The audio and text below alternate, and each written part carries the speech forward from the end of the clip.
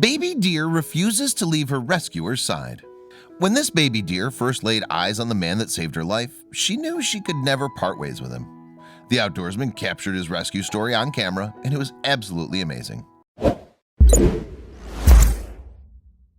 Lithuanian outdoorsman Darius Sasnauskas was hanging out in his backyard that's very close to Yellowstone National Park in the US. While he was out there, he noticed something amazing happening. He couldn't believe his eyes. There in his backyard was a pregnant female deer, and she was getting ready to give birth. Darius was able to witness the miracle of birth right in his own backyard. He was excited about the opportunity. Darius had brought out his camera and was filming the situation as it occurred. That's when he noticed something incredibly heartbreaking. One of the fawn was injured. One of the fawn was lagging behind due to an injured front leg. The fawn was helpless, Darius told the dodo. She was just born earlier that day and still had some blood on her belly. The fawn continued to struggle to keep up with its family. Eventually, he just couldn't keep up and was left behind by his mother. "I do not support keeping wild animals as pets," Darius wrote in the caption of his video, but this was a special situation. "With so many predators around, she had no chance to survive on her own," Darius wrote. So Darius decided to step in and help out. He quickly brought the fawn into his home. "She was very hungry and had no problem with any of my pets. For the first week, she slept by my bed on my shirt, and the shirt became very important to her," Darius told the dodo.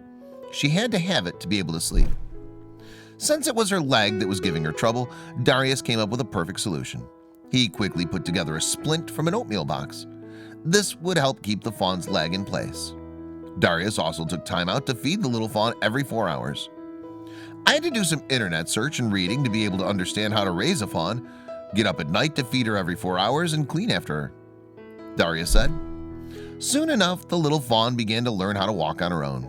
This helped boost her confidence a lot, and soon she was happier than ever.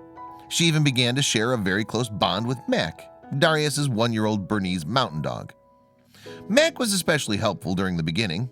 Mac was a big help, Darius said, because he just loved her and he cleaned her so good. Mac kept a close eye on her. Eventually, as enough time passed, the fawn was able to walk without any problems. Darius was so happy for her and knew that it was finally time to set her free in the woods. So he had everything planned out. "She's already used to me and she follows me, but nobody can replace her real mom." So Darius set the fawn out in the woods and let her go free. However, she didn't seem to want to leave. However, every time Darius would set the fawn free, she would always make her way back to him.